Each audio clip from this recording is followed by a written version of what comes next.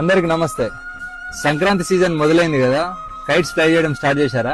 పండగంటే సంతోషం, కానీ మన సంతోషం వేరొకరి ప్రాణాలు తీసేలా ఉండకూడదు. ఇదంతా దేనికి? Yes, Chinese manja. Chinese nylon and synthetic fibre coated with glass powder. అంటే దీంట్లో గాజు పొడి వాడతారు. చూడండి, ఇది ఒకసారి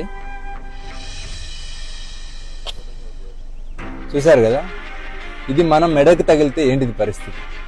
ఇది కేవలం దారం కాదు, షార్ప్ నైఫ్, గాల్లో వేలాడే కత్తి, అదృశ్య కత్తి.